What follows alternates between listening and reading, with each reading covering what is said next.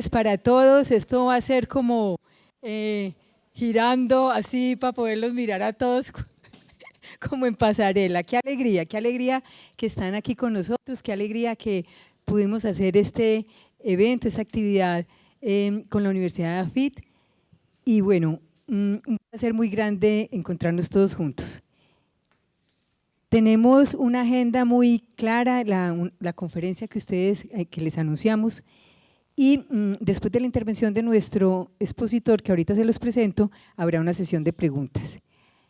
Para ir al grano de lo que nos convoca esta tarde, le voy a dar la palabra a Andrés y a John Jairo para que ellos les den el saludo oficial y les cuenten a quienes no conocen mucho qué es Comunicadores y Periodistas de Antioquia. Para quienes no me conocen a mí, yo soy Jenny Tamayo, voy a ser la moderadora de esta actividad. Bienvenidos. Jenny, muchísimas gracias. Un saludo muy especial para los colegas que ya nos conocemos y hemos tenido la fortuna de compartir otros espacios académicos y también sociales. Y a quienes nos acompañan por primera vez, pues también bienvenidos y bienvenidas. Les cuento un poquitico. Comunicadores Antioquia y Periodistas Antioquia es una agremiación, por así decirlo, donde estamos varios jefes de comunicaciones de diferentes empresas de diversos sectores de la economía. Tenemos de empresas del sector privado, del sector público y ONGs. Obviamente también está todo lo que es la academia, universidades del departamento, y un requisito fundamental para ser parte de este grupo es ser comunicador social, periodista o carreras afines a la comunicación, egresados de universidades avaladas por el Ministerio de Educación Nacional y que ocupen el cargo de jefes, líderes, coordinadores, directores, gerentes, vicepresidentes de comunicaciones en dichas empresas, es decir, es la máxima autoridad de comunicaciones dentro de las compañías. Si de pronto alguno no hace parte del grupo y está acá y es líder de comunicaciones de su empresa, nos lo hacen saber para ingresarlos como tal requisitos. Entonces, ser comunicador titulado y ocupar el cargo de líder de comunicaciones de la empresa que representen. Periodistas Antioquia también hace parte de esta agremiación, los tenemos en otro grupo independiente, también son comunicadores sociales o periodistas y deben ejercer en medios de comunicación como periodistas. También es un requisito fundamental y lo hacemos con el ámbito también de generar respeto por nuestra profesión, porque ya como por ahí dicen que el periodista es usted y no ha ido a la facultad, en este caso no funciona ni aplica ese comentario, porque para ser periodista hay que ir a la facultad de comunicación y ser titulado y egresado. Entonces también es una forma de respetar el gremio y la profesión. Agradecerles a ustedes por este espacio, agradecerle por supuesto a mi alma mater, Universidad EAFIT, y a todas las personas que hacen posible este espacio, a la decanatura de la Facultad de Humanidades, a Catalina Suárez, líder de comunicaciones de la universidad, y a todas las personas, su equipo de trabajo que muy amablemente nos recibieron en esta tarde, y por supuesto a nuestro docente Juan Daniel Mazo, quien nos va a acompañar en la conferencia de la tarde de hoy. Doy paso entonces a John Jairo, para que John Jairo también, quien es miembro y cofundador conmigo de estos grupos, Comunicadores Antioquia, Periodistas Antioquia y Comunicadores Antioquia Independientes, faltaba contarles un poquitico de ese grupo, son aquellos comunicadores más osados que prestan sus servicios como relacionistas públicos con su empresa o de comunicaciones con su empresa totalmente pues creada y acreditada también ante los entes que regulan las empresas. No es que yo monté una empresa de comunicaciones pero no la tengo registrada, no puedes estar en el grupo. O sea, somos muy estrictos en eso porque eso hace que el grupo sea un plus y que todos los comunicadores jefes quieran estar en él. Te doy paso a John Jairo y a todos muchísimas gracias. Muy buenas tardes para todos. Este va a ser una intervención muy breve y para complementar lo que decía Andrés, Comunicadores Antioquia, Periodistas Antioquia y Comunicadores Antioquia Independientes, decidimos, digamos, pasar del networking, del relacionamiento a espacios académicos como este, y en estos espacios sí nos gusta abrirlo a toda la comunidad, a quienes les interesen los temas, incluso no necesariamente comunicadores, como en este caso es un tema de interés para muchas profesiones, para muchos profesionales, y por eso quisimos abrir la convocatoria, y a las personas que no están en los grupos de Comunicadores Antioquia ni Periodistas Antioquia, igual les damos la bienvenida y les agradecemos por su tiempo. Esto estaba dispuesto para 100 personas, era la invitación, al final se inscribieron 199 personas, también sabemos que en los eventos presenciales no asisten todos, pero creo que hubo una muy buena acogida. Y hablando también de ciencias del comportamiento, algo debimos hacer bien en la comunicación porque el tiempo fue muy breve. Ahorita analizamos la pieza, Juan Daniel, a ver qué pudimos ver ahí de por qué la gente decidió inscribirse, que creo que la respuesta fue muy buena. A todos muchísimas gracias, gracias Juan Daniel por acompañarnos, gracias a la decana, a la Universidad EAFIT por abrirnos sus aulas. Nos gusta mucho trabajar con la academia, con las universidades, y esta es una muy buena oportunidad para aprender. Yo sé que este tema va a generar sobre todo muchos interrogantes que nos va a invitar también a seguir profundizando sobre la importancia de la comunicación y la estrategia de una comunicación y cómo deben elaborarse esos mensajes. Entonces, gracias a todos por venir. Gracias. Le vamos a dar la palabra ahora a la decana de la Escuela de Artes y Ciencias, de Artes y Humanidades, María Rocío Arango Restrepo. Bueno, buenas tardes a todos. Pues a mí me place un montón tener comunicadores aquí por dos razones. Uno, porque nuestro programa de comunicación fue el programa que le dio inicio a la Escuela de Artes y Humanidades. Entonces la Escuela de Artes y Humanidades arrancó hace ya 20 y pico de años con dos programas, el programa de comunicación social y el programa de ciencias políticas. Entonces pues es una maravilla tener comunicadores aquí con nosotros. Me complace tener en este momento como 3 egresados del programa de estudios del comportamiento. Uno es Juan Daniel, que es quien les va a dar la conferencia de esta tarde, y sobre todo que haya como interés en este cuento de los estudios nosotros lo llamamos estudios del comportamiento, no lo llamamos ciencias del comportamiento, porque ha sido una tradición de la Escuela de Artes y Humanidades preferir decir que nos dedicamos a estudiar problemas y a estudiar cosas. Entonces por eso estudios del comportamiento, además porque nosotros enfocamos el estudio del comportamiento desde 3 variables. Normalmente las ciencias del comportamiento lo enfocan desde uno, que es como la variable cognitiva o la variable psicológica.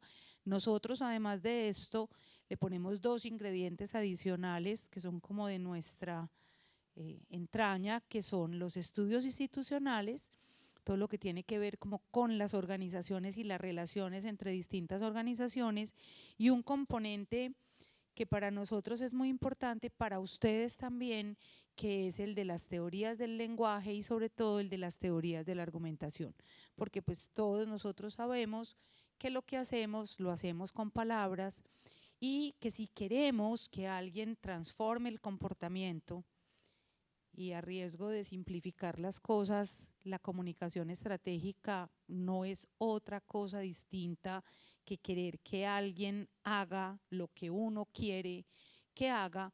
Pues el elemento fundamental que tenemos son las palabras y es el lenguaje. Entonces creo que esas son como las 3 bases de nuestros estudios del comportamiento: entender cómo pensamos, cómo actuamos, cómo decidimos por una opción u otra, cómo nos motivamos o no a ciertos comportamientos, cómo esos comportamientos encajan en un ambiente institucional y organizacional, y cómo con el lenguaje logramos finalmente que la gente haga o deje de hacer algunas cosas. Espero que con Juan Daniel queden como picados, con muchas ganas de saber más. Algunos seguramente querrán venir a la maestría, otros seguramente no. Nuestra intención no es aquí hacer una promoción del programa de estudios del comportamiento, pero sí es invitarlos sobre todo, y Juan, que es el director del programa, a que nos planteen retos. Una de las cosas que nosotros tenemos en nuestra maestría es que nuestros estudiantes, aquí hablábamos con 2 ahora, tienen que resolver problemas prácticos en las organizaciones. Y más allá de nosotros tenernos que inventar el problema práctico en la organización, nos encantaría que las organizaciones vinieran y nos dijeran: yo tengo un problema práctico que quiero solucionar, y los estudiantes de la maestría lo pueden hacer. Obviamente sin costo, es simplemente una colaboración entre los estudiantes y las organizaciones para resolver esos problemas prácticos que a veces no sabemos cómo resolver. Pues sean bienvenidos a la universidad, estamos como al otro lado. La escuela queda en el extremo sur norte de la universidad. Este salón es delicioso porque es un salón que permite la interacción, la conversación. Suena a veces raro porque uno deja de ver gente que tiene aquí atrás, pero permite como ciertas cosas que un aula de clase normal no permite. Voy a presentarles a Juan Daniel. Hoy le estoy diciendo Juan Manuel desde el principio, desde la mañana. Juan Daniel es economista, es psicólogo y es magíster en estudios del comportamiento. Es egresado nuestro. Fue mi alumno, me siento muy orgullosa de él, y en este momento es el director del programa de la maestría en estudios del comportamiento y del programa de psicología, o sea que tienen aquí una combinación un tanto extraña, pero muy interesante, entre un economista, un psicólogo, un magíster en estudios del comportamiento, a quien el tema de la comunicación estratégica y corporativa tampoco le es extraño. Habíamos invitado a Jonathan Echeverry, que también fue maestro de Juan Daniel, lastimosamente le dio COVID antier, esas cosas pasan, es como el tercer COVID que le da. Entonces está Juan Daniel y Catalina Suárez, nuestra queridísima jefa de comunicaciones, pues parece que hoy también estuvo un poco enferma al mediodía, con una fiebre horrible y una gripa miedosa, la mandamos para la casa para que se recupere y no nos contagie. Entonces, bueno, les manda sus saludos. Quisiera haber estado aquí con ustedes, pero está buena parte del equipo de Cata con ustedes. Yo espero que disfruten mucho y sobre todo que aprovechen la posibilidad de escuchar a Juan Daniel y de molerlo a preguntas, porque creo que lo que saca uno de este tipo de encuentros no es solamente la escucha de alguien que viene a darle a uno como una conferencia o una charla, sino la posibilidad de conversar y de preguntar, y Juan Daniel es muy bueno respondiendo preguntas. Disfruten del café, de los cuadernos lindos que les dieron a la entrada y otra vez bienvenidos a la escuela. Juan Daniel, bienvenido. Gracias, profe, por esas generosas palabras y el orgullo. Me alegra mucho estar esta tarde aquí con ustedes. Saber que se están interesando en este tipo de temáticas, entender de qué se habla cuando hablamos de ciencias del comportamiento, estudios del comportamiento, por qué eso calza en las organizaciones, en las agendas públicas. Me complace ver estudiantes que he tenido en el programa. Y bueno, yo creo que para entrar en materia podemos empezar con un ejercicio. Este ejercicio es un ejercicio de escucha activa. Se llama la caja musical. Si alguien ya lo conoce, le pido por favor que no sesgue el ejercicio. ¿Qué es la caja musical? Tenemos una caja musical y ustedes tienen que guardar un objeto en ella. Me van a decir qué objeto guardan y les recomiendo que apelen a conocimiento previo que tengan. Muy bien. Entonces, ¿qué vas a guardar en la caja musical? Una flauta. Una flauta no se puede. ¿Tú qué vas a guardar? Un cuaderno. Un cuaderno no se puede. ¿Tú qué vas a guardar en la caja musical? Una guitarra. Una guitarra no se puede. Bien, yo voy a guardar algo, ¿no? Estoy dando una instrucción. En la caja musical voy a guardar un dominó y se puede guardar. ¿Tú qué vas a guardar? No sé. Recuerden nuevamente, es una caja musical, vamos a guardar objetos, les recomiendo que apelen a conocimientos que tengan previamente. Guardamos un dominó. ¿Tú qué vas a guardar? Azúcar. Azúcar no se puede guardar. Allí, bien. Hola, ¿qué quieres guardar? Puede ser un diario, unos dados. Diario o dados, no se puede. De nuevo, una caja musical, voy a guardar un dominó y voy a guardar un reloj. ¿Qué vas a guardar? El sol. El sol se puede guardar. Llevamos un dominó, un reloj y el sol. ¿Tú qué quieres guardar? Un mico. Se puede guardar un mico, aunque por acá le soplaron. Sesgaron el ejercicio. Muy bien. ¿Quién ya advirtió de qué se trata la caja musical? Bien, por acá. Es que es en serio el espacio. Entonces ya sapeo. Sí, claro. Dime, ¿qué advertiste? Bueno, que pues es con las notas musicales, do, re, mi, fa. Exactamente. Todos los objetos que guardamos comparten una característica. La primera sílaba es una nota musical. Con este ejercicio, la caja musical, lo que les quiero mostrar es que muchas veces nosotros entendemos la instrucción que nos están dando. Tenemos el conocimiento suficiente para llevar a cabo esa instrucción, pero a lo mejor por algún elemento cognitivo, contextual, no podemos responder acertadamente a la demanda que se nos hace. ¿O quién de ustedes no se sabía las notas musicales antes del ejercicio? Todo, ¿cierto? Muy bien. Entonces de eso trata justamente las ciencias del comportamiento. Entender aquellos elementos que condicionan, sesgan, cercenan nuestra adaptación contextual. Como bien les decía la decana María Rocío, nosotros en la universidad entendemos esto desde una perspectiva de los estudios, es decir, un acercamiento interdisciplinar a los fenómenos de interés. Particularmente los estudiantes y los egresados saben, en la maestría pues convergen ciencias cognitivas, teoría de la argumentación, psicología cognitiva, economía del comportamiento. Todo esto parece un poco extraño, parece como que quisiéramos agregarle solamente adjetivos a las profesiones tradicionalmente establecidas, pero obedece a que en efecto las investigaciones, la expansión de las fronteras de la ciencia en algunas áreas sirven para otras.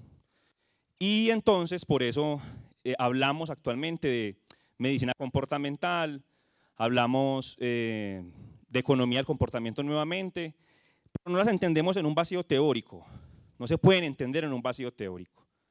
Estos elementos tienen que procurar una mejora en la convivencia y en el bienestar, eso lo veremos más adelante. Entonces, aparte pues de entender esa convergencia de las que se ocupan las ciencias del comportamiento, ¿para qué sirven? ¿Cuál es la utilidad de las ciencias del comportamiento?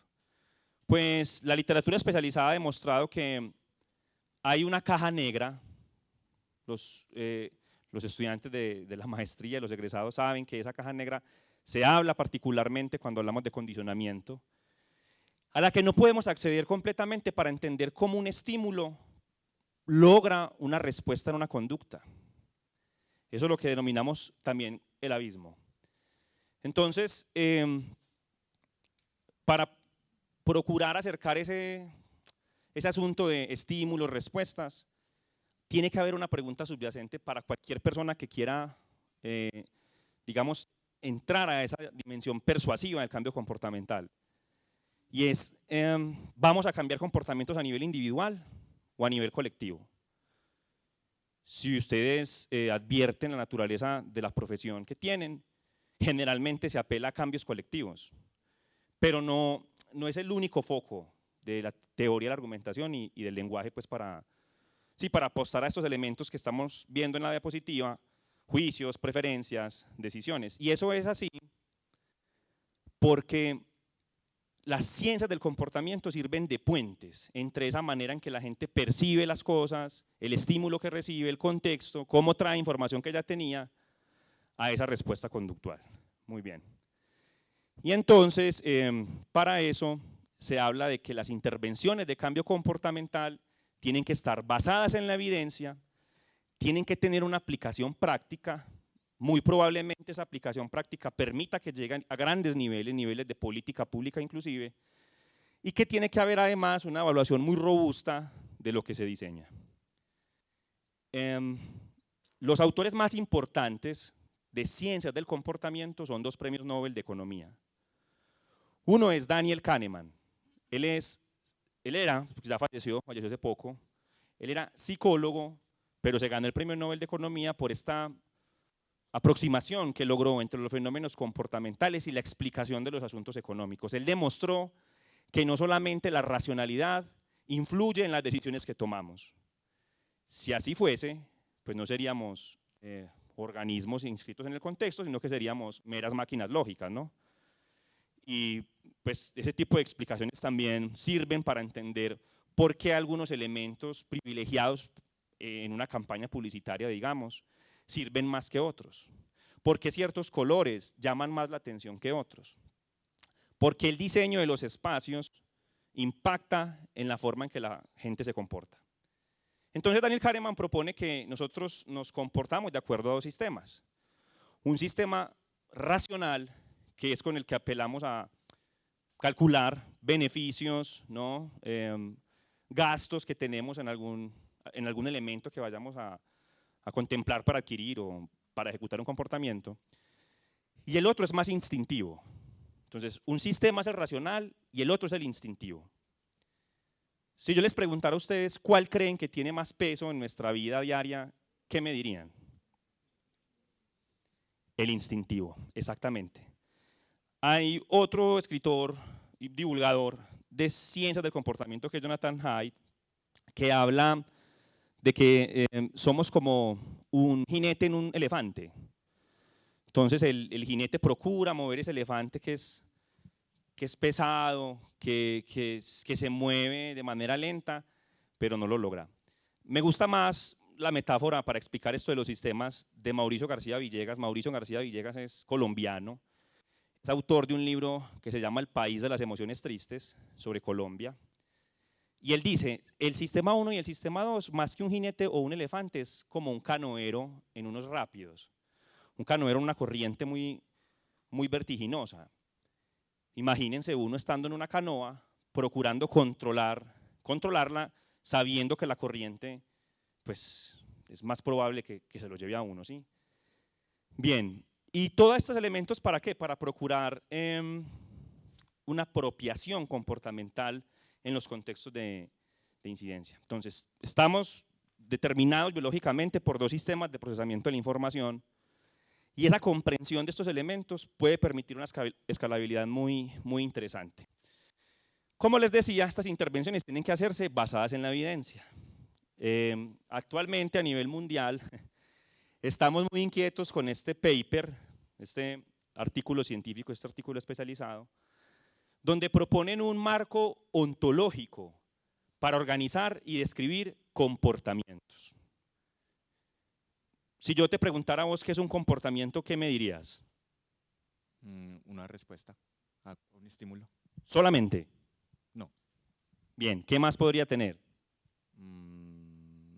Una acción. Bien, entonces aquí, ¿cómo es tu nombre? Alejandro nos está anunciando un asunto importante para entender qué es un comportamiento y es una respuesta a estímulos. Estímulos contextuales, pueden estar definidos por muchos elementos, pero lo que sugiere la literatura especializada es que un comportamiento es la continuidad de conductas, ¿no? Como la iteración, la repetición de conductas.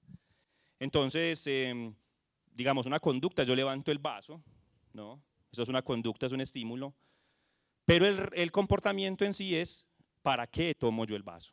¿No? Podemos medir solamente la interacción mía con el vaso de agua, pero el reporte comportamental es yo tomo el vaso con agua para beberla, o para compartirla con alguien, o para regarla, en fin.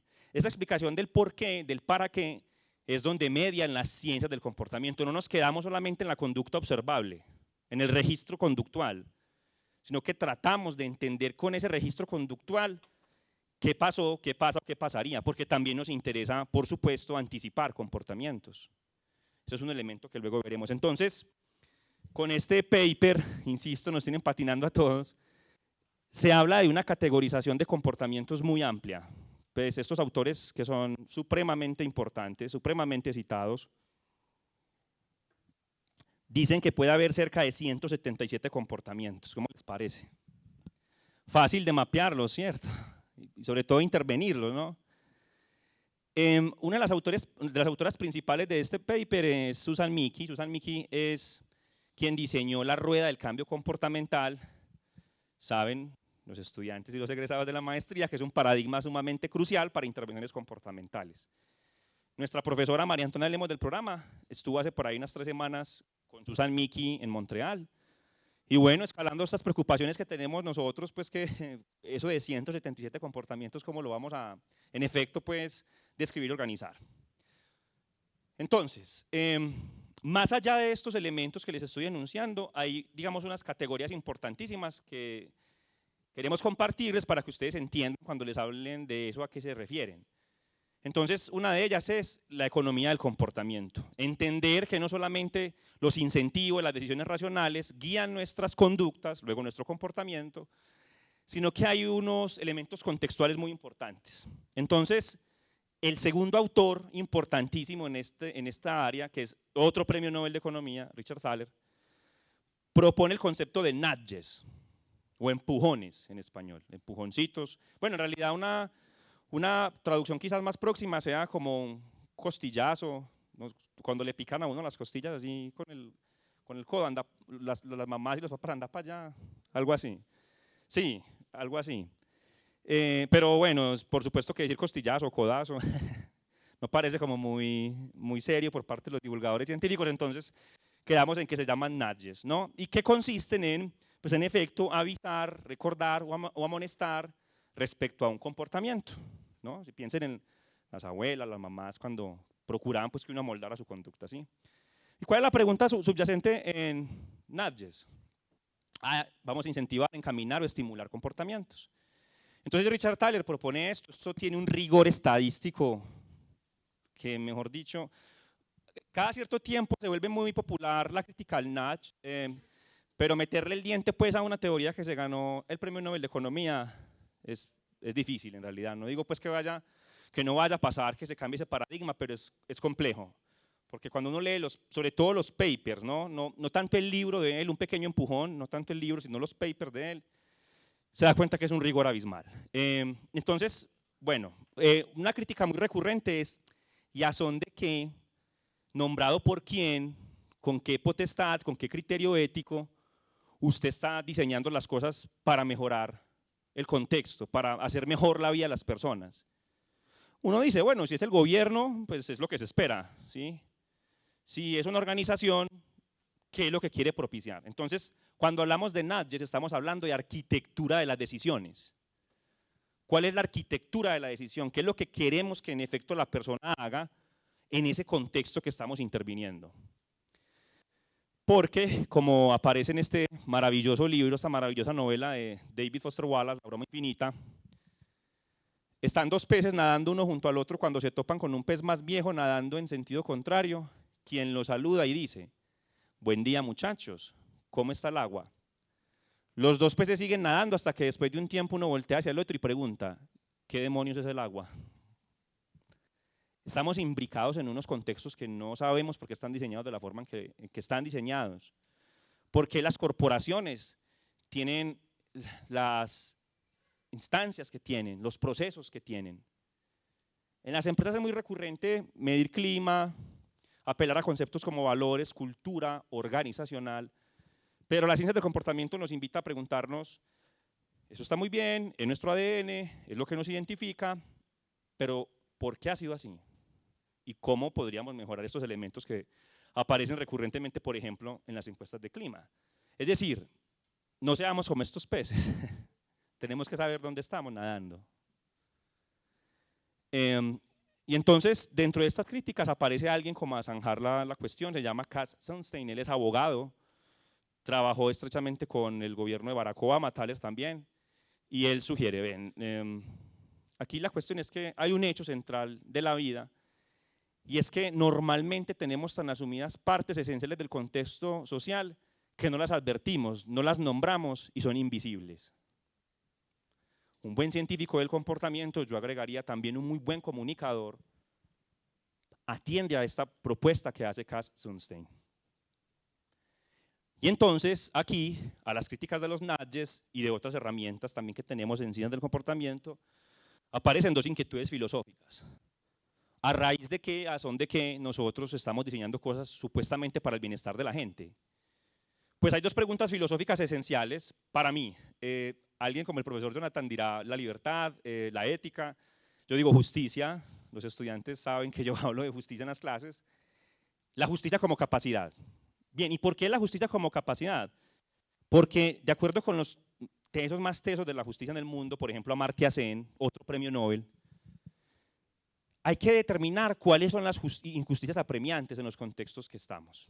Muy bien, entonces vamos a hacer un ejercicio muy recurrente en ese tipo de situaciones, se llama, a propósito de cajas musicales, se llama la flauta de Amartya Sen. Entonces, en una aldea hay una flauta, y esa flauta se le puede dar a 3 niños. Vamos a poner el caso Bob, Susie y Catherine. Ustedes tienen que decidir a quién le van a dar la flauta, pero yo les voy a explicar qué pasa con cada uno de ellos. Bob participó en la fabricación de la flauta. Catherine sabe tocar la flauta, pero no tiene una. Y Susan es muy pobre, nunca ha tenido un juguete. ¿A quién le darían la flauta? ¿Quién dice que a Catherine? ¿Por qué Catherine? Porque sabe qué uso le va a dar. Muy bien, sabe qué uso le va a dar. Por acá, ¿quién se anima a darle la flauta a alguien? Les repito cuáles son las características. Recuerden, Bob participó en la fabricación de la flauta. Catherine sabe tocarla. Susan es muy pobre y nunca ha tenido un juguete. Ya por aquí nos dijeron Catherine porque la sabe tocar. ¿Tú qué opinas? No, yo se la voy a Catherine. A Catherine también. ¿Alguien se la daría a Bob? ¿Se la darías a Bob? ¿Por qué? Porque creo que si la sabe fabricar, sabe cuál es el fin y sabe cuál es, pues para qué está hecha y cuál es la idea de lo que está fabricando. Ok, listo. Entonces ya tenemos a Bob porque participó en la creación y tiene una idea de para qué sirve. Muy bien. Más allá de tocarla, sí. Por allí estaban levantando la mano. Catherine también. A Susan no. ¿Quién opina que a Susan sí? Bien, ¿por qué a Susan sí?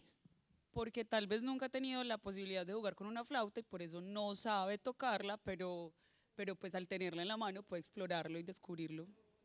Levanten la mano quienes dicen que para Catherine. ¿Quiénes dicen que para Bob?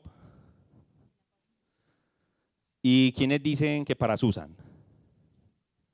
Ok, muy bien. ¿Los demás no votan? ¿No entendieron la instrucción? ¿Qué pasa? Muy bien, entonces, para mí el concepto de justicia es muy importante cuando hablamos de ciencias del comportamiento. Ustedes saben que la justicia, nuevamente, tiene muchas derivaciones, muchos objetivos. Hablamos de justicia organizacional, ¿no? Justicia restaurativa, muchos elementos, pero particularmente el enfoque al que más apelamos en intervenciones de cambio comportamental es justicia como capacidad. Acordar cuáles son las injusticias apremiantes, preguntarnos qué pasaría si no habláramos de flauta, sino que fuese plata. Si es el gobierno el que está definiendo qué política implementar, si es una organización la que está diciendo cómo vincularse con un proyecto de filantropía, y ya no llamemos Bob, Catherine o Susan a los actores involucrados, llamémoslo empresa X, empresa Y, empresa Z. Cambian sus votos, yo cambiaría el mío. Bien, entonces para entender justicia como capacidad hay tres preguntas esenciales desde las ciencias del comportamiento. ¿Cuáles son las barreras? ¿Cuáles son los beneficios? ¿Cuál es el comportamiento? Behavior. ¿Cuál comportamiento queremos incentivar? Recuerden, el comportamiento es la iteración de conductas, pero no solamente ese comportamiento en el vacío. ¿Qué impide que ese comportamiento aparezca? ¿Y qué podría ganar la gente si ese comportamiento aparece? O si ese comportamiento disminuye. Funciona en la otra lógica también. Pues aquí tenemos una derivación de la flauta de Amartya Sen, y es: vamos a darle una bicicleta a 2 niños. Uno tiene un lugar seguro donde puede montarla y tiene condiciones físicas para hacerlo. El otro no puede montarla sin la supervisión de un adulto y además tiene una severa desnutrición. ¿A quién le darían la bicicleta? Imagínense las implicaciones de estos son cuestiones. A ver, este tipo de escenarios, este tipo de ejercicios son derivaciones también de unas teorías muy amplias en economía, como la teoría de juegos. La teoría de juegos parte de supuestos como el dilema del prisionero, que los invito a que investiguen, que conozcan un poco de qué trata, para ver en realidad si la gente es cooperativa, si la gente es altruista. Bueno, y una aclaración pues acá, no hay respuestas correctas ni respuestas erróneas. En el único que sí había respuestas correctas y erróneas era en el de la caja musical, en estos no. Bien, entonces listo, justicia, capacidades, ¿a quién qué?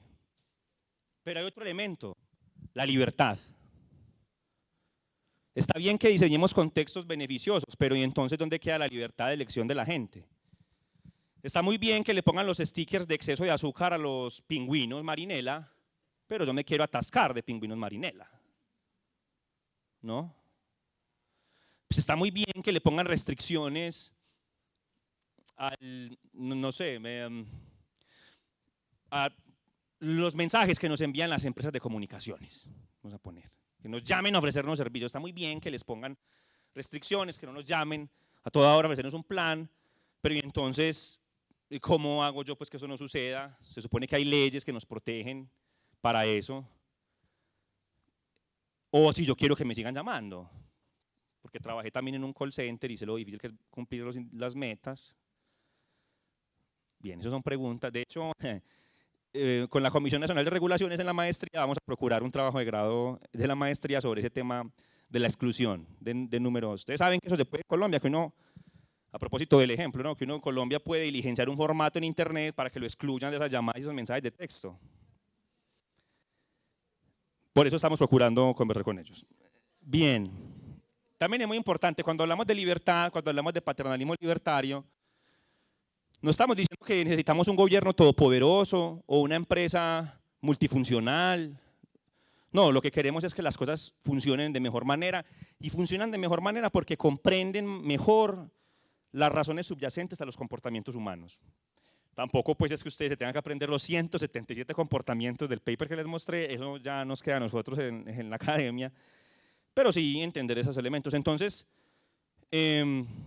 para poder disminuir eso, ahorita miramos unos supuestos de la mano de Amartya Sen, aquí vemos otros de la mano de Kassunstein. Es casi todas las personas, casi siempre eligen lo que es mejor para ellos, o al menos mejor que si eligieran otras cosas en su lugar. Asumimos que las decisiones que tomamos están 100% bien meditadas, 100% reflexionadas y estamos haciendo lo mejor para nosotros. Pero es posible evitar influir en las decisiones de la gente, porque si, digamos, esa estimación se hace erróneamente en términos de preferencias, en términos nuevamente de barreras, beneficios, el comportamiento como tal, pues no estamos apelando a este elemento de bienestar. Y segundo, el paternalismo siempre implica coerción. Es un poco pues como pensar en sí, nuestras familias, ¿no? Uno puede que no esté muy de acuerdo con las decisiones que toman los papás, pero confían que esas decisiones eran por nuestro beneficio cuando estábamos en la escuela, el colegio, o con nuestros hijos si tenemos hijos, ¿cierto? Entonces por eso se le llama este enfoque filosófico así. Entonces por eso siempre que se hace una intervención comportamental, de hecho, en los reportes científicos que se hacen hay que declarar los criterios éticos para eso. Hay que mantener la libre elección, ¿no? Hay que orientar las decisiones de las personas en direcciones que en efecto reporten una mejoría en sus vidas, y hay que preferir los incentivos o los nudges a las exigencias, las prohibiciones, las coerciones, ¿no? Pero entonces, listo, ¿y cuándo necesitamos un nudge? ¿Cuándo necesitamos un empujón? Pues aparte de todos los ejemplos que ya hemos traído hasta acá. La literatura especializada, particularmente el profesor Jonathan Echeverry, que es autor de un artículo muy bueno sobre el nudge y la posibilidad de elegir, dice que allí cuando se requiere autocontrol, cuando haya complejidad en las decisiones, la frecuencia de una conducta, cuando haya la necesidad de ofrecer feedback o cuando se necesite saber lo que se quiere. O sea, siempre que se cambie la arquitectura de decisión. Por ejemplo, cuando hay conversaciones incómodas en entornos cerrados, recordarle a todas las personas pues, que esa conversación es importante y que surtirá lugar en tal fecha, a tal hora, ¿no? Un reminder allí. Bien, pero entonces parece, las ciencias del comportamiento solo hablan de lo bueno y son muy beneficiosas y mucho bienestar y mucha teoría, pero hay veces que no son tan eficientes para reportar ese asunto que les digo de bienestar, ética, etc. Y un concepto próximo a los nudges es el slash o el lodo. Por ejemplo, con lo de la Comisión Nacional de Regulaciones, hay mucho lodo en el registro que uno tiene que hacer para la exclusión. ¿En qué sentido? En que hay que hacer demasiadas cosas, hay que registrarse, hay que aceptar en el correo electrónico las condiciones, ¿no? Para poder que uno quede excluido. Por eso es tan difícil o no pasa como me lo estaban contando. O en diseños como este, una pirámide de alimentación saludable, Parece muy comprensible la pirámide. Pues los expertos dicen, no, es más comprensible algo así. Escoger mi plato.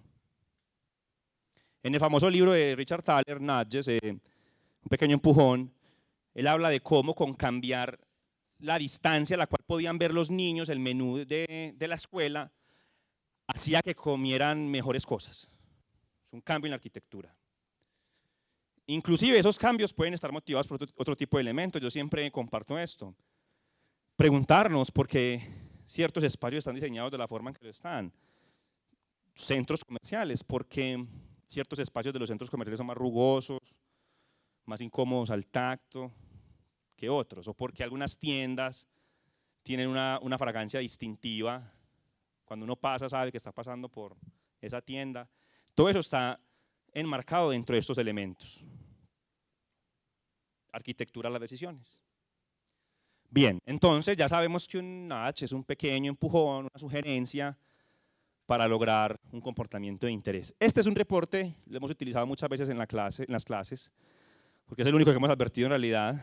Pensábamos que Mr. Taxes se le decía, iba a procurar algunas cosas, pero bueno. ¿Logran ver el nudge aquí en esta publicación del DANE? Los estudiantes egresados de la maestría no pueden participar.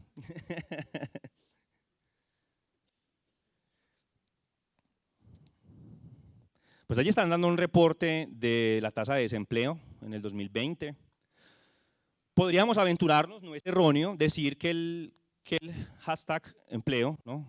El numeral, es un notch, puede serlo, pero no es el que estamos viendo acá.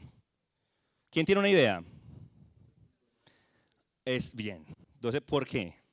Pues porque lo señala con una flecha, es el único que tiene ese elemento. Tiene una flecha más grande para que sea mucho más fácil de percibir. Pero, ¿qué quieren significar con esa flecha? Bueno, está bien, ese es el notch, pero ¿qué reporte tiene para lo que están? ¿Qué significa eso para lo que están? Exacto, ¿que está bajando qué? La tasa de desempleo, muy bien. Miren, este tipo de cuestiones, uno cree, si uno las pasa rápido, pues parecen imperceptibles, ¿cierto? Pero no nos demoramos mucho tiempo en advertir cuál era y en entender de qué se trataba. Si uno pues es economista y está preocupado por el mercado laboral, pues a lo mejor entenderá mejor la varianza de eso, pero aquí ustedes rápidamente lograron advertirlo. Ahora piensen eso, no solamente, esto es un tweet, pues esto es, cuando Twitter era Twitter, ya no sabemos qué es, pero imagínense esto ya en cuestiones mucho más grandes, ¿no? Cuestiones mucho más amplias, de una escalabilidad más profunda. Entonces aquí es donde entramos al corazón de esta conversación que está procurando la Escuela de Artes y Humanidades de la Universidad de AFID para ustedes. Porque es importante preguntarnos por los elementos comportamentales asociados con la comunicación. Esta conferencia tenía un nombre de comunicación corporativa. Hay algunos autores muy relevantes, yo no soy experto en comunicación, interactúo con gente que sí lo es, pero hay unos autores muy relevantes que ya no están hablando de comunicación en su dimensión política, digamos, comunicación en su dimensión organizacional, sino que están definiendo todo con dos grandes constructos: comunicación pública y comunicación estratégica. ¿Estratégica por qué? Porque es un enfoque planificado y deliberado con el cual se comparte información, se comparten mensajes para alcanzar objetivos específicos en las audiencias de interés. ¿Quién traza la agenda para esos objetivos? Además pues, de lo filosófico que les compartí, la justicia y la libertad, ¿no? El comunicador. Entonces, yo creo que aquí el paradigma es, para la comunicación desde la ciencia del comportamiento, salirnos del molde muy operativo, muy determinado por formatos a lo mejor ya diseñados para lograr esa estrategia. No solamente es, digamos, el podcast, el reel, no es solamente el tweet, cuando entendíamos que era Twitter, no es solamente el Facebook, ¿no? El TikTok, porque todos estos elementos tienen un diseño preestablecido. O sea, los algoritmos de Instagram, los algoritmos tal vez uno de los más sofisticados es el de Spotify. El algoritmo de Spotify es muy sofisticado. El de Amazon es muy sofisticado. Tienen unas intenciones. Por eso no es, o si me estoy inventando esto, ustedes me corrigen. No es nada raro que si hablamos de camisas amarillas, ¿qué nos empieza a salir en los Google Ads? En promoción y en las marcas que estamos acostumbrados a comprar. Entonces, ¿qué les queremos decir? Salgámonos de este elemento operativo a lo mejor, ¿no? Diseño contenidos para estas audiencias de estas plataformas. No, vamos a entender ese contenido en términos contextuales, comportamentales. Entonces, si hablamos de comportamiento, barreras, beneficio, es muy importante que ustedes apelen a estas otras tres dimensiones. Hay que entender, comprender, hay que diseñar para poder persuadir. Si ustedes lo que quieren es persuadir públicos, no solamente informar, que incluso en la información hay persuasión también, ¿no? Ustedes saben pues que pues, hay elementos en la redacción de alguna nota, por ejemplo, que inducen a, ¿sí? Pero si ustedes quieren lograr eso, entonces tienen que preguntarse muy bien cuál es el fin, cuál es el objetivo específico de esta manera en la que yo estoy encuadrando las cosas. Desde el área del lenguaje de la Escuela de Artes y Humanidades tenemos profesores que escriben sobre teoría de la argumentación constantemente y entender cómo los respaldos, las razones que hay detrás de una enunciación sí configuran conductas. Entonces, nosotros pues en la maestría estamos constantemente inquietos con esto. La última conversación que tuvimos con alguien próximo a estos elementos fue con Carlos Naranjo. Carlos Naranjo es psicólogo, es publicista, es magíster en economía aplicada, ha participado en medios como Teleantioquia, en un programa llamado A Pleno Día, se llamaba así. Estuvo con nosotros unos días, o sea, hablando de estos elementos. La mente humana es una máquina de decisiones, si está bien la metáfora de la máquina en estos tiempos donde estamos tan inquietos con el asunto de las máquinas. Y en El Colombiano, cuando estábamos con ese tema de vamos a racionar agua, hizo una publicación muy interesante sobre cómo desde las ciencias del comportamiento, esta comprensión comportamental, ese asunto pues, de racionar agua podría o no ser conveniente. Yo me imagino que esta presentación también quedará para ustedes, ¿no? se las harán llegar. Las presentaciones mías tienen la particularidad de que siempre que hay una imagen, si ustedes les dan clic, los lleva al elemento que se está anunciando allí. Bien. Bueno, entonces esto sí, como desde esta perspectiva informativa, ¿no? De la opinión respecto a algo, cómo exploramos esto en los medios de comunicación. Pero miren, esta maestría tiene 4 años de su creación, es la única en Colombia, como les informaron. No hay otra universidad que esté a nivel de posgrado formando a los profesionales en estas dimensiones. Sí hay cursos, hay diplomados, pero no pues, con el nivel de dominio que esperamos metodológico conceptual. Pero sí hay, por fuera del país, consultoras, empresas que se preguntan por la interacción de esto en los entornos reales, ¿no? Corporativos, públicos. Y entonces yo por eso los invito a ver este video, es de una consultora que se llama B-Way, Behavioral Way, donde hablan de unas recomendaciones para aplicar ciencias del comportamiento en las empresas. Y allí tocan elementos que tienen que ver con la comunicación y la persuasión.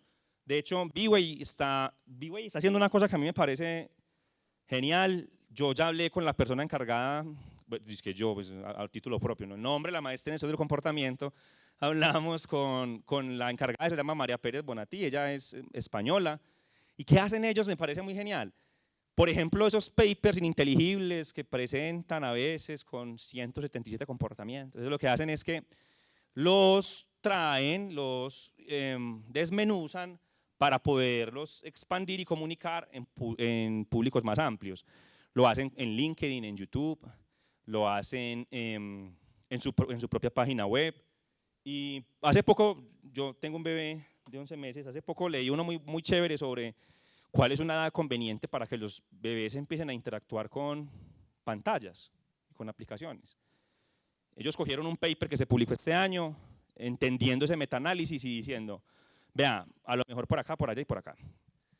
Como primicia les cuento que esperamos en agosto tener una conferencia por parte de María Pérez Bonatí, la comunicadora encargada. Ella es periodista de la Universidad Rey Juan Carlos de Madrid, esperamos tenerla acá.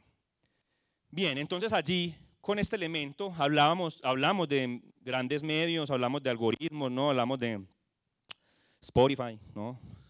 Instagram. Hay una gran área de la ciencia del comportamiento que se llama la analítica comportamental.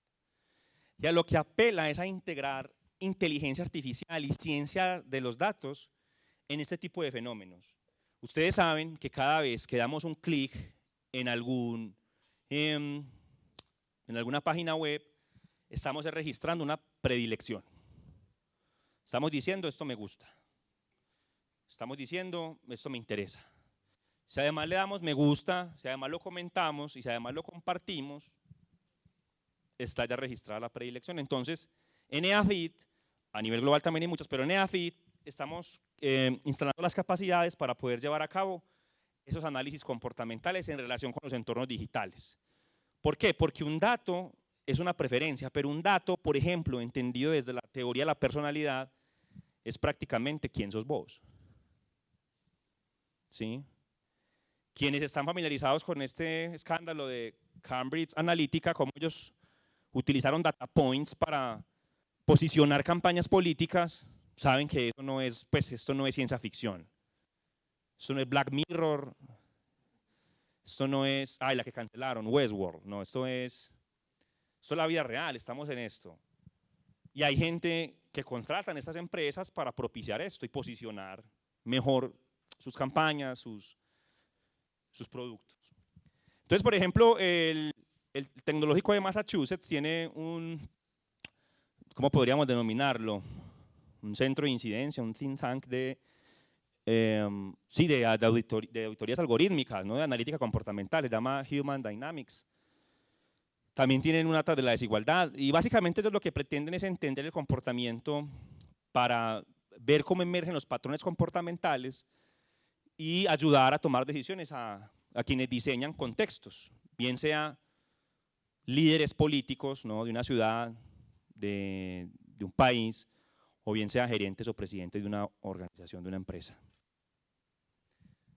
No son los únicos, digamos si son los de MIT muy grandes, pero también está Stanford, está Oxford, está el Centro Humano-Máquina de Berlín.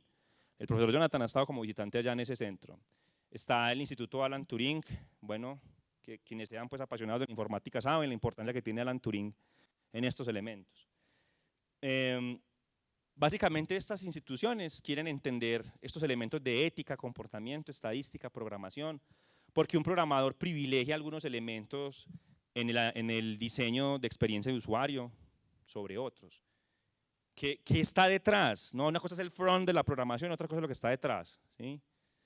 Para poder ver si eso sí no busca manipular, no busca coartar, no busca cercenar la libertad o solamente aumentar las utilidades de las personas dueñas de las corporaciones, sino que sí están buscando un bienestar colectivo. En EAFID tenemos Nodo. Nodo empezó su operación hace algunos meses ya y básicamente lo que queremos lograr con Nodo en EAFID es un símil de esos elementos, pero no solamente eso. Nodo se preocupa por entender si los algoritmos, la inteligencia artificial, desde una perspectiva del diseño, enseñamos Python, enseñamos a programar en efecto, pero también tenemos docentes que se preguntan por esa ética, esa arquitectura, ese comportamiento, el alfabetismo digital. Hablamos mucho en ciencias del comportamiento de los nudges, pero hay otra herramienta que es los boost, un impulso de capacidades, para que la gente en efecto comprenda qué es lo que más le conviene. Muy bien. Entonces, cuando uno entiende comportamientos, quiere cambiar comportamientos, quiere persuadir para lograr un comportamiento, hay que hablar de diseños. Y organizaciones como Behavioral Insights Team de Inglaterra han publicado muchos elementos que pueden ser de utilidad. Este es uno. ¿Cómo construimos ciencias del comportamiento en una organización? Aquí en Antioquia tenemos dos grandes organizaciones que han liderado estas conversaciones en nuestro contexto. Confama tiene un laboratorio de ciencias del comportamiento y hábitos y Bancolombia también. De hecho, los directores de esos laboratorios son profesores nuestros en la maestría. Aquí básicamente lo que dicen es, si ustedes quieren empezar a entender la dimensión comportamental de las intervenciones que hagan, porque están comunicando, porque están persuadiendo, porque están cambiando contextos, o porque se están lanzando a la alcaldía de Bucaramanga, algo así, los equipos tienen que tener unas características, aquí explican cuáles son. Nuevamente, dan clic y la descargan. Este es otro documento que sería muy pertinente que ustedes lo lean. Recuerden que ya no estamos hablando tanto de comunicación política, comunicación organizacional, sino simplemente comunicación estratégica, comunicación pública. ¿Por qué él está hablando de eso? Porque desde que se formalizaron programas para que hayan profesionales trabajando y preocupados por la comunicación, se ha advertido que la comunicación tiene un gran poder movilizador, especialmente en entornos de convergencia pública, ¿no? Es decir, comunicadores para campañas políticas, digamos, comunicadores en los gobiernos. Entonces, estos tesos de estos elementos hablan de una aproximación comportamental a la comunicación estratégica. Particularmente esta presentación mía aquí con ustedes en esta tarde, toda está fundamentada en este documento. Bien, entonces si quieren ahondar más, aparte pues de invitarlos a hacer la maestría, pueden leer este documento. Entonces, digamos, para resumir los diseños, hablamos de unos fines, unos comportamientos deseables, la disminución de unos comportamientos, la emergencia de otros, unos medios a través de qué, cómo lograremos eso, y básicamente todo es listo. Diseñamos, evaluamos, implementamos, redefinimos, volvemos a diagnosticar si toca, y si eso implica devolvernos, pues nos toca hacerlo. Nosotros tenemos trabajos de grado que se han preocupado por rotación de personal en empresas, pero también que se han preocupado porque cuando un coordinador de área envía un correo electrónico, los colaboradores no responden. Comunicaciones más abiertas, instituciones de cambio mucho más rápido. Esas son preguntas que tienen nuestros estudiantes. Hay los egresados de la maestría saben que hay un modelo de diseño comportamental, intervención comportamental, que es el Mindspace, ¿sí? ¿Y cuál es una figura central del Mindspace, apreciados estudiantes? Los mensajeros. No solamente importa el contenido del mensaje que yo quiero comunicar, importa quién lo da, porque no todo el mundo moviliza a todas las personas. Pensemos, por ejemplo, en lo que pasó con el COVID-19, con la pandemia, ¿no? Ustedes vieron que un montón de famosos influencers salieron a decir, cuídate, no salgas. Gente pues con una capacidad de convocatoria, de incidencia muy grande. Inclusive ya se está hablando de por qué los famosos, por qué los influencers tienen tanto impacto, por ejemplo, en las decisiones públicas, en la política.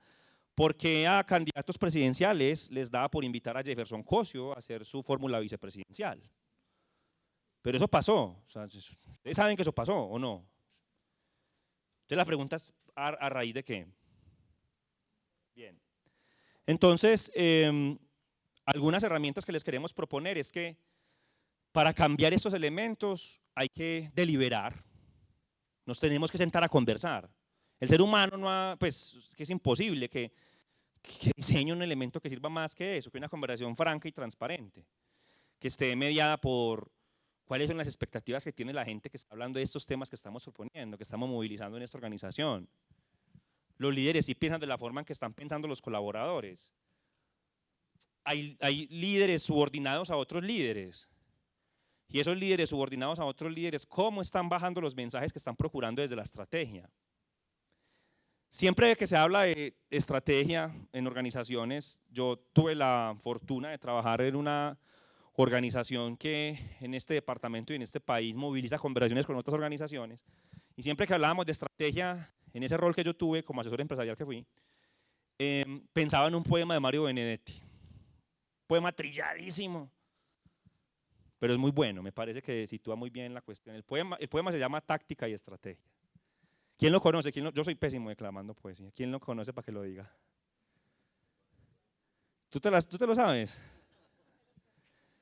Bien, en táctica y estrategia, Mario Benedetti está describiendo una situación de interacción con una enamorada, ¿no? Y le dice, mi táctica es mirarte, aprender cómo sos, quererte como sos. Mi táctica es hablarte y escucharte, construir con palabras un puente indestructible. Mi táctica es ser franco y saber que sos franca, y que entre los dos no haya ni telones ni abismos. Mi estrategia es, en cambio, más profunda y más simple. Mi estrategia es que un día cualquiera, no sé cómo, ni sé con qué pretexto, por fin me necesites. Así dice el poema. Entonces fíjense que la táctica son varias acciones, son varias conductas, pero la estrategia es un comportamiento de interés, ¿no? La estrategia es qué quiero yo lograr con esto. Ahí me perdona Mario Benedetti pues por mi mala imitación de su lírica. Bien. Sí. Muy bien. Entonces, deliberación, esta deliberación mediada por algunos modelos de cambio comportamental, yo los invito a que los conozcan, Rueda del Cambio, Mindspace hablamos aquí, el EAST es otro, del Behavioral Insights Team. Y con unas herramientas muy concretas que en la ciencia del comportamiento utilizamos, los nudges, ya se los enuncié, los boost, impulso de capacidades y normas sociales. A los seres humanos nos importa mucho lo que los demás piensan de nosotros. Somos seres gregarios, estamos mediados por lo que el otro espera que yo haga. Y yo también, porque lo que el otro espera que yo haga, yo procuro hacerlo. Es muy difícil que me salga de esa normatividad. Entonces, les proponemos que en sus organizaciones, allí donde ustedes estén preguntándose por esos elementos, donde estén empezando a deliberar, donde estén empezando a movilizar conversaciones incómodas, temas malucos de tratar con los tomadores de decisión, establezcan el alcance de esa conversación, de esa deliberación. ¿Cuáles son los desafíos que representa esa conversación, eso que ustedes quieren lograr? ¿Y cuáles son las direcciones? Identifiquen cuál es el resultado que ustedes esperan con esa estrategia. Y recuerden, una cosa es la estrategia, otra cosa es la táctica. Mapear los comportamientos relevantes, eso que yo espero que suceda, de qué manera se reporta comportamentalmente. Y los factores que identifican cada comportamiento, que afectan cada comportamiento. Esto es un sumario, no nos vamos a perder en él, de los obstáculos que nos podemos encontrar en intervenciones comportamentales.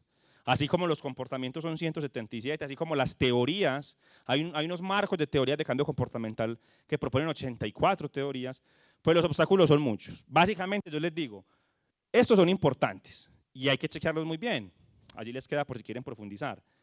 Pero prácticamente cualquier elemento que uno vea que imposibilita la emergencia del comportamiento de interés es un obstáculo.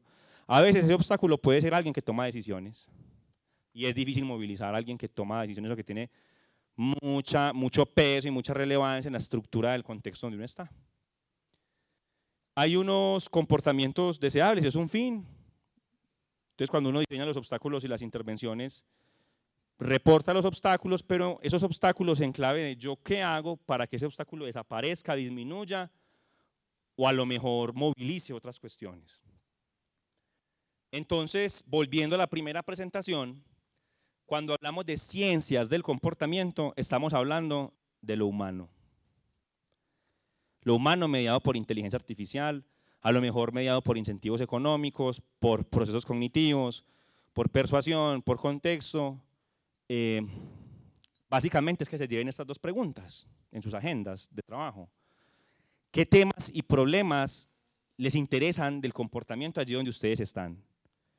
¿Y cómo armonizan estos temas y estos problemas con cuestiones macro del trabajo que hacen ustedes, particularmente las organizaciones, o bueno, o en estos espacios donde ustedes convergen y comparten experiencias con mediadores como nosotros en la universidad?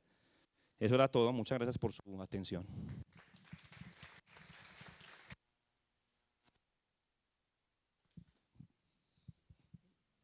Muchas gracias por esta intervención y por este aperitivo para los que queremos profundizar más en las ciencias del comportamiento. Yo no sé si tienen alguna pregunta. Si nos ayudas diciéndonos tu nombre Y si quieres, ¿dónde? Ah, listo, gracias. Bueno, gracias primero por la invitación. Mi nombre es Silvia Posada, soy comunicadora social y tengo una pregunta menos aplicada a lo corporativo y una pregunta que me ha estado dando vueltas sobre el tema de comportamiento hace rato. Entonces, a lo mejor la puedo hacer aquí. Yo espero que sí, ¿no? Espero que la podamos resolver, o acercarnos a una respuesta. Eso, o 4 o 5 libros para leer para poderla resolver. Sí, sí. No, la verdad es esta. La pregunta no es tanto en lo individual como en lo colectivo. Y la pregunta tiene que ver con una comparación de ese ser humano de hace 500, 1000 años, 1500 años atrás y el ser humano actual. Y mi pregunta es, se me activó de hecho cuando hablaste de los 177 comportamientos, porque mi pregunta tiene que ver, obviamente, no con lo individual, porque yo cambio de comportamiento, ¿cierto? He cambiado y otras veces he dicho, ¿y yo por qué cambié si antes estaba mejor que ahora? ¿Cierto? Bueno, sí, sí. Pero digamos que en ese colectivo de ser humano en un contexto determinado, en un contexto histórico y social determinado, realmente han cambiado los comportamientos. Es decir, en lo colectivo, porque cuando uno mira, uno lee a un Montaigne, por ejemplo, que te habla del 1500 y uno lee esos libros de Montaigne, uno se da cuenta que ese ser humano es casi igual al ser humano actual. O cuando uno lee a un Sófocles o cuando uno lee a un Mileto, ¿cierto? Y uno se devuelve en esos seres de hace muchos años, uno encuentra los mismos comportamientos, las mismas preferencias y quizás las mismas prejuicios. Que en últimas, yo no sé si con tanta tecnología y con tanto cambio y tal, realmente colectivamente sí tomamos cambios de comportamiento, o sea, si hemos tenido cambios de comportamiento o seguimos comportándonos con los mismos 177 que propone. Esa era. Es una pregunta muy interesante que nos hacemos a diario en la universidad y en el programa. Pareciera que herramientas como la filosofía, la literatura nos permiten ahondar un poco mejor en esa dimensión que te preocupa a ti. Se habla mucho hoy en día que la democracia está en crisis. Pues no, la democracia no está en crisis, la democracia siempre ha estado en crisis. Por eso emergieron figuras como Julio César en Roma, ¿no? Se cayó la República. Por eso cada cierto tiempo nos preguntamos qué va a pasar, se va a reelegir, no se va a reelegir el presidente. En fin, son elementos que están arraigados, te diría yo, no tengo una respuesta, te digo de antemano, procuraré dar unos elementos. Son elementos que están arraigados en la genética, ¿no?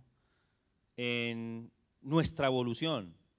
Hay un autor impresionante que se llama Yuval Noah Harari, tiene una trilogía muy chévere que tal vez te permita, si no la conoces o a quienes no la conozcan, también, tal vez les permita una aproximación a ese tipo de inquietudes. Es la trilogía de Homo Sapiens, Homo Deus y 21 lecciones para el siglo XXI. Él allí dice, miren, los seres humanos somos este compendio histórico, hemos hecho esto, en Homo Sapiens. En Homo Deus dice, pero si hay un cambio importante ahora en relación con lo que hemos sido históricamente, y es que nunca antes como ahora tenemos la capacidad de autodestruirnos, literalmente apretando botones que desatan el pandemonium nuclear, y nunca antes como ahora tenemos una comprensión tan alta de aquellos elementos que nos distinguen individual y colectivamente, afincados en algoritmos, ciencias de datos, transhumanismo. Esa es la categoría final de Homo Deus, transhumanismo. Y entonces, con esas cuestiones, él dice en 21 lecciones para el siglo XXI, aquí, lo que tenemos que privilegiar son estas cosas. Particularmente mediadas por una autodeterminación, en primer lugar, y en segundo lugar, él aconseja tomar distancia de entregarle tanto poder a los entornos digitales, especialmente ahora cuando estamos hablando ya de lenguaje generativo, de herramientas que son capaces de interactuar más rápidamente entre ellas que lo que podríamos hacer nosotros con ellas o entre nosotros. Y eso parece muy tecnopesimista, ¿no? Hay dos posturas generalmente en esas ideas, el tecnopesimismo y el tecnooptimismo. Entonces los tecnopesimistas salen a decir, nos van a automatizar en todos los trabajos, se va a acabar la economía. Los tecnooptimistas dicen, no, van a simplificar nuestras tareas. Yo creo que esa pregunta por la dimensión transhumanista, cómo la inteligencia artificial integra nuestras vidas, permite mapear mucho mejor esa inquietud tuya. Porque claro, sí, uno lee los ensayos de Montaigne, lee lee las grandes tragedias y se da cuenta que hay mucho todavía allí. Hace un par de años, la Escuela de Artes y Humanidades publicó un libro que se llama Conversaciones sobre el cambio social. Y las inquietudes allí eran, venga, ¿qué es la justicia? ¿Por qué estas organizaciones tienen que preguntarse por la justicia? ¿Qué es el Estado? ¿Por qué hay tanta movilización social en estos tópicos? Y claro, porque es que también la literatura ha demostrado que hoy en día estamos inmersos en contextos donde interactuamos con millones de personas en tiempo real, ¿no? Estamos en un live, entonces hay 1 millón de espectadores, ¿no? Pero estamos diseñados biológicamente, quédense con este dato, los seres humanos biológicamente, cognitivamente estamos diseñados para no tener más de 125 posibles interacciones en nuestra red de referencia. Es decir, podemos interactuar sanamente hasta con 125, 127 personas. Ahora uno con una audiencia de 2, 5 millones. Presidentes que ganan con 40, 50 millones de votos. No aquí, en otros países, por supuesto, porque aquí. Bien, entonces sí, la respuesta corta es no sé. La respuesta larga es, bueno, hay que seguir preocupándonos por eso. No es una cosa actual, es casi que desde que nació la civilización. A ti.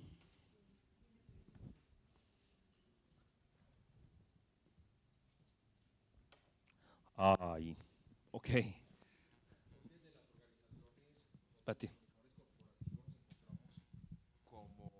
Con un gran reto, y es la cultura organizacional y llevarla al contexto para que todos en la organización hablemos el mismo lenguaje.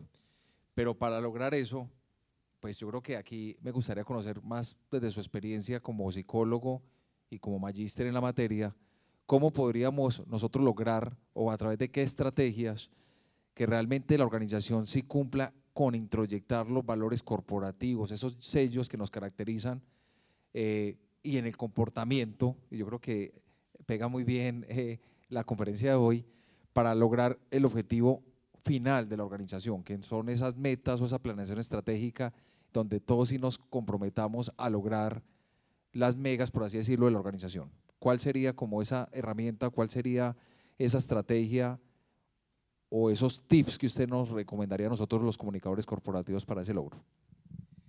Bueno, hacer un sumario así rápidamente en un espacio como este es complejo, por supuesto, pero tal vez te puedo proponer una cuestión, y es que la literatura especializada ahorita está hablando de que estamos en una cuarta ola de las ciencias del comportamiento.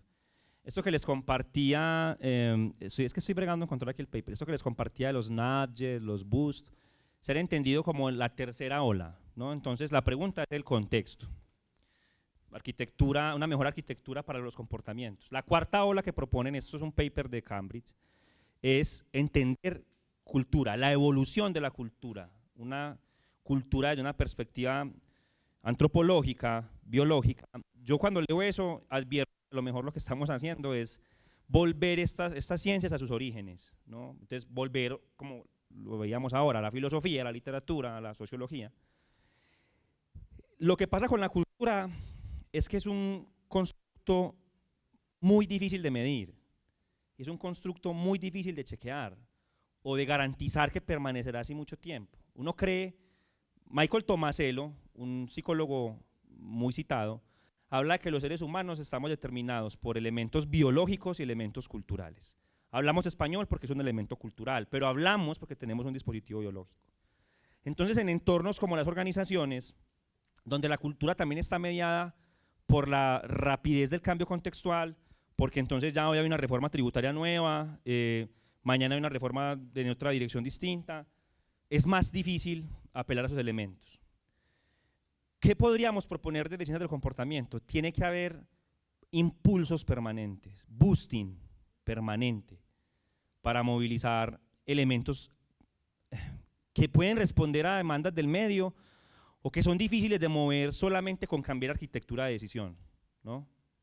Porque claro, es que si hablamos de cultura es un constructo difícil de medir, es un constructo que tiene una pretensión de permanencia en el tiempo, pero que no lo están así en entornos de alta competencia como los organizacionales. Entonces no es decir, vamos solamente a poner un curso para los que llegan nuevos o un curso para los que están desde hace mucho rato en la organización. Es decir, no, lo que nosotros esperamos que ellos piensen de acuerdo a estas preguntas, a estas tareas, es esto. Entonces fíjense que hay una cuestión estratégica. este colaborador en este nivel de desempeño que tiene, yo cómo espero que interactúe, interlocute de acuerdo a lo que somos nosotros como marca, como organización. Y además, miren, yo diría que los que tienen más que enseñarnos allí son los publicistas, son los de mercadeo, que inclusive nosotros los psicólogos. A lo mejor ellos nos den herramientas mucho más poderosas para poder propiciar eso. ¿Por qué? Porque llevan más tiempo preocupados por cómo nos proyectamos muy bien ante un entorno de incertidumbre como es el mercado. Cuando a mí me preguntaban por qué estaba estudiando psicología y economía al mismo tiempo, yo decía, porque las dos áreas estudian lo mismo. La psicología del comportamiento, casi que en un nivel clínico, individual, también hay cuestiones sociales, no amplias, pero la economía, el mismo comportamiento en escenarios de incertidumbre. Esos escenarios de incertidumbre generalmente están dañados por todo esto que te digo, ¿no? Una alta competitividad, regulaciones constantes, o cuestiones que nadie chequeaba. Nadie en el 2019 puso en su plan estratégico anual una pandemia. Nadie. Pese a las advertencias de Perano, Mengano y Sutano. Pero eso no estaba en el plan estratégico de nadie. Entonces, yo creo que las organizaciones que salieron más avantes allí fueron las que pudieron movilizar esa cuestión, ¿no? Como nuestra cultura es, trabajamos de lunes a sábado de 8. Sí, pero si usted no se amolda a este requerimiento del medio, pues no vas a ser competitivo. Y todas las organizaciones tenemos que transitar hacia ello. Algunas con más rapidez, otras un poco más lento, pero es ese tipo de cuestiones, ¿sí? Espero que me hayas entendido un poco la idea. Hola, ¿dónde?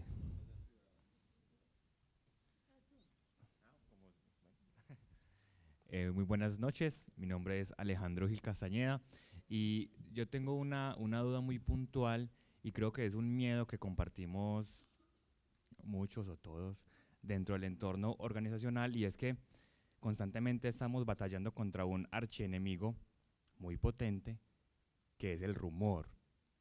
¿Hasta qué punto el rumor puede dejar de ser un archienemigo y convertirse en un aliado dentro de las organizaciones? Hay un libro de Dan Ariely, otro crack de las ciencias del comportamiento, que se llama así, Rumorología. Se llama Rumorología. En ese libro él dice que el chisme, ¿no? Finalmente un rumor pues se puede entender también como un chisme, cohesiona mucho y permite crear también incluso conceptos en común acuerdo, ¿no? Se hizo un experimento alguna vez con la NASA para ver si esto de que el alunizaje fue falso, si era verdad. Y pues en el alunizaje trabajó un montón de gente. ¿Ustedes sí creen que si eso hubiese sido pues falso, el alunizaje no se hubiera filtrado por alguna parte con muchísima fuerza y con muchísimo rigor? China chequeó el alunizaje, porque los astronautas tuvieron que poner unas placas, unos espejos, unos emisores, en fin. A lo que voy es que es muy difícil uno controlar información en entornos a veces herméticos, ¿sí? Porque solamente tenemos las palabras para hacernos entender, para acercarnos al mundo, para acercarnos a los demás. Entonces, ¿qué les diría yo? Para disminuir los rumores y disminuir el chisme, una conversación franca, no solamente un mensaje en el WhatsApp, o sobre todo en horarios que ya no son de las labores, ¿no? O un mensaje en el Outlook, o un correo, o una llamada con sentido, no, una conversación franca, cara a cara. Hey, ¿qué está pasando? Casi como que si nos sentáramos alrededor del fuego a contarnos las historias que nos aquejan. Bien. El libro es muy bueno, se lo recomiendo, Rumorología de Dan Ariely. Yo sé que parece un lugar común decir que conversemos francamente, pero es que no hay otra manera, de verdad. O sea, llenar una encuesta de satisfacción, eso no es lo único, y menos para disminuir eso. Porque claro, cuando no hay información precisa, las aristas que hay pues son inabarcables, porque la gente entiende también unos elementos conversacionales en una dirección. Bueno, por algo que tal vez no enunciamos con mucha fuerza, y es porque estamos determinados muchas veces por los sesgos cognitivos. La mayoría del tiempo lo que queremos confirmar son creencias que ya tenemos. Entonces vemos el mundo con las gafas que ya tenemos puestas. Estamos confirmando, estamos procurando que las cosas se mantengan iguales, no pensamos más allá de un tiempo lógico, y eso tiene que ver también con nuestras capacidades cognitivas. Si yo les pregunto qué desayunaron hoy, pues a lo mejor sabrán decirme. Si desayunan siempre lo mismo, no se les dificulta mucho. Pero si les pregunto qué desayunaron hace 5 años o qué desayunaron el 19 de julio de 1993, no tenemos esa forma.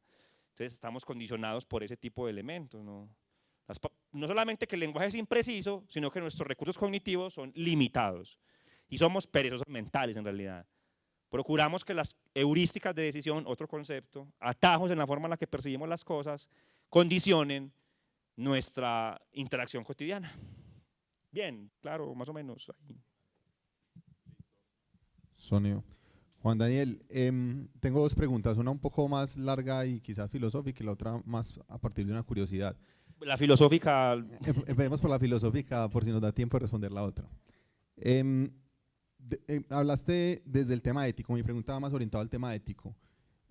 Creo que lo mencionaste, pero a mi modo de ver quedó como una pregunta o como un tema abierto, pero digamos que las ciencias del comportamiento, ¿cómo se están autorregulando a partir de, o sea, de decisiones que toman las personas? Y ahorita mencionaste la pandemia, por ejemplo, motivando a personas, aquí no estoy haciendo un juicio, sino que estoy hablando de una realidad, motivando a las personas a vacunarse, por ejemplo, a partir, no sé, del miedo, de influenciadores, de muchos mecanismos, y luego incluso una discusión que se dio de si la vacuna sí funcionaba, si no, está generando efectos secundarios. Entonces, incluso ahorita hablabas también desde el amor, uno hasta puede conquistar a una persona con este tipo de información. Imagínate con un poema. En las manos de un narcisista, por ejemplo.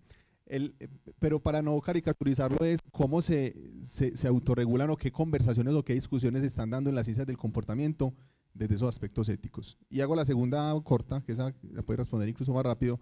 ¿Qué tan cierto es que esos elementos que aparecen hoy en los productos de alto en sodio, exceso de o lo que aparecía en las cajitas de cigarrillo, que hace rato no las veo, que eso incluso motivan más el consumo del producto?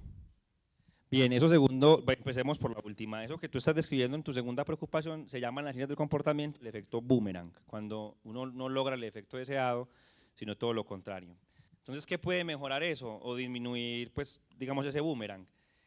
Que haya una categorización, este tipo de cuestiones salen con herramientas muy cualitativas de los fenómenos de interés, porque la gente generalmente reporta lo que cree que es más conveniente para el cambio que se procurará con la intervención de cambio comportamental.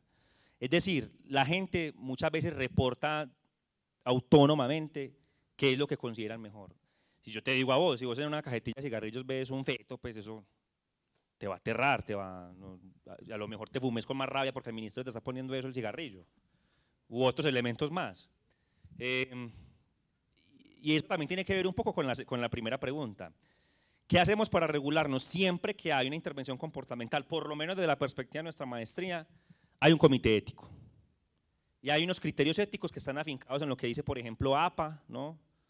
Lo que dicen las leyes en Colombia y lo que dicen la literatura especializada. Hay todo un marco que se llama el Nudge for Good, que es los nudges para el bienestar, que tienen que cumplir estos elementos.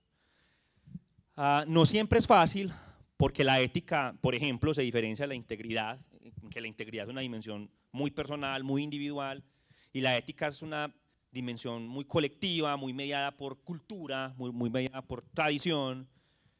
Muchas veces no hay suficiente información y con leer un libro de ética muchas veces no basta. O sea, uno se lee Ética Nicomaco de Aristóteles o se lee muchos libros de autores tesísimos en ética. Y son cuestiones difíciles de coger. Entonces, ¿qué procuramos? Venga, parametricemos elementos que sean funcionales para todas las personas, pues, en estas dimensiones. Si lo preguntamos desde lo comunicativo, vamos a persuadir con elementos de ciencias del comportamiento. ¿Persuadir para qué? ¿Para lograr qué? ¿Para vender más un producto? Claro, eso se puede hacer, el mercado posibilita eso. Pero, ¿y qué leyes hay que regulen eso? ¿Qué tiene que tener ese producto que la ley dice que debe tener o que no debe tener? Bien. Entonces, pues no, tal vez hacer un doctorado en ética. Y otra pregunta, ¿por qué el papel higiénico se agota tan rápido en la pandemia? Tenemos un trabajo de grado ahora que está preguntándose sobre ese fenómeno.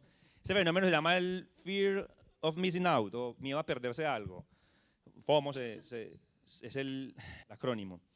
Hay Hay muchas explicaciones de alteración del comportamiento, pero básicamente es un sesgo de disponibilidad. El papel higiénico es muy voluminoso en las estanterías. Es decir, no hubo suficiente evidencia durante la pandemia para decir pues, que enfermarse de COVID nos iba a dar un daño gastrointestinal o algo así, ¿no? Pero la gente veía los anaqueles vacíos, entonces pensaba que el papel higiénico se iba a acabar y se atiborraba de papel higiénico por el miedo a perderse algo. Si les interesan ese tipo, no solamente con el papel higiénico, eso pasa en los descuentos. Entonces el Black Friday, ¿no? Y yo ya perdí la cuenta de cuántos Black Fridays hay en el año. Una última pregunta. Siempre nos pensamos y nos dijeron por mucho tiempo que se tomaban decisiones desde la razón, ¿cierto? ¿Qué conviene, qué no conviene?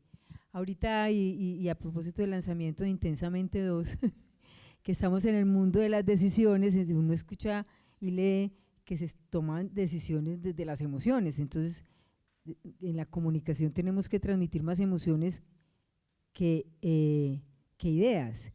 Ustedes que estudian ese tema de toma de decisiones, ¿qué pesa más? ¿La razón, la emoción, igual o depende? Generalmente la emoción.